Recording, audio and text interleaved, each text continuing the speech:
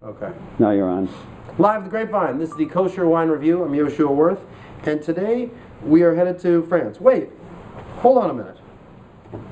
That's Israel, but it is La Citadelle des Diamants, and the wine is called Caesar. This is the 2014. This is a Cabernet, 70%, 15% Merlot, 15% Shiraz blend, 13.8% alcohol. I'm told the grapes are from the Galil. First time I've held the bottle in my hand. This is the first time I'll be smelling the wine. First time I'm tasting the wine. The wine will most likely need decanting. I will run it back and forth with glasses the best I can, and will give you notes that hopefully will entice someone else to want to go try it too, and send back some notes in the little notes below this video. I've seen a few people talk about it online. More people have asked questions than know anything about it. First thing you'll notice when you pour an Israeli wine that has Cabernet from the Golan is pretty dark color. Heavier wine, richer wine. The Golan, even though it's got a lot of elevation, does see some heat. You get the air rising up from the Mediterranean, up those hills, depending on where you're located. Please, people, don't preconceive. All the Golan Cabernet grapes taste the same, or Merlot, or Shiraz for that matter. What leaves do they have? What's the layout of the winery? What direction are the vines going with the air flowing through? What side of the hills are they on? All of these make a world of difference, especially the soil on wherever it is in general. So, we're going to pour some wine back and forth, just for a minute here. Yeah. And once we do that, then we're going to pour what we call the control glass. If anybody's into science at all, first you make a control. Basically, it's either a non-reactive base of what you're going to be using for your chemical experiment, and then you actually run your experiment. The control will be your foundation, and the other one will be where you see the changes in the evolution of what it is you mix and or make. The great winemakers that are making blends in the world, the reason I'm doing this whole story right now, they will have a foundational grape. They will have a few different versions of it, whether how long in the barrel, whether when they harvested, and then they'll have their blending grapes in sequence, and they'll put the pieces together. They'll measure out volumes of those pieces, and they'll find the combination that fits right for them for that particular year and harvest. People may age the same amount, 18 months, 13 months, 12 months in wood, whatever that might be, and the styles of wood, new and or old. But very rarely are the blends identical every year from the greatest winemakers, because they're looking for the epitome of what they can do, not just the same thing. Hint, hint for some of the Scotch companies. Okay. Control. Smell. Never smelled this wine. Soft, elegant fruit on the non-breathed glass.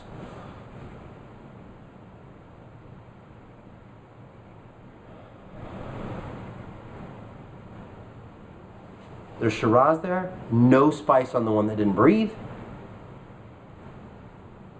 Not overly earthy, so the Merlot's also not taking over, stylistically. And definitely on the blackberry side of the equation in the aroma. Not going blue at all.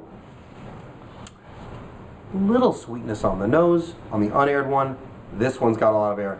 This is where we're going to find out how it's going to drink by the nose. Oh, interesting. Okay.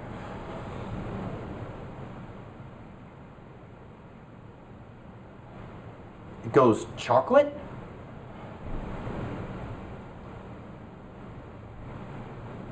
The berries integrate with the chocolate.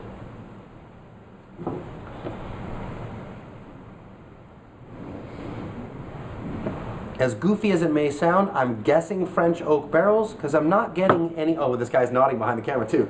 Good guess. Because I'm not getting any of the caramely vanilla stuff going on. I'm getting more of the herbaceous wood, which is a telltale of French oak. Been working on this. Definite blackberries, definite like baker's chocolate and cocos. And a kind of a wood tapestry is what I'll call it, kind of lining the way I'm smelling the wine. L'chaim bracha, to an amazing experience when you share wine with friends. Don't edit the experience like some people do with their cameras. Sit, enjoy, and schmooze. And let's give it a taste. No bugs. Not cheating, I already said a bracha.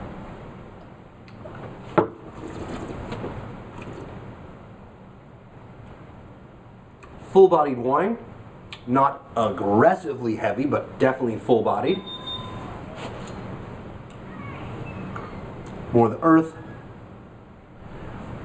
for surely French oak. If there's American, it's used wood. More cocoa. Very easy one, actually. I'm very surprised how easy drinking this is. And sir? What is it? This is a Cabernet Shiraz Merlot blend. It's been airing out for about 6 or 8 minutes. And this is the first time I'm tasting the wine as well. I'd say air this wine out for a good hour and a half. Probably be better. Because it keeps evolving slowly, slowly, slowly.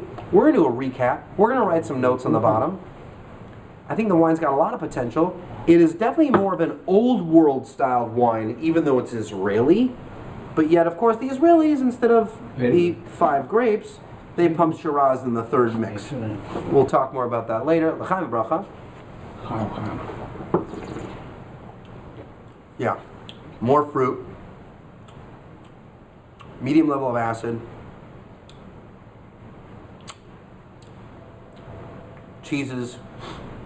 Let it age. Let it breathe. I'll come back and I see you. Yehoshua Werth, live at the Grapevine. This is the La Citadelle de Diamant Caesar 2014 with 13.8% alcohol. Love to be with you and your family. Have an amazing week, amazing year.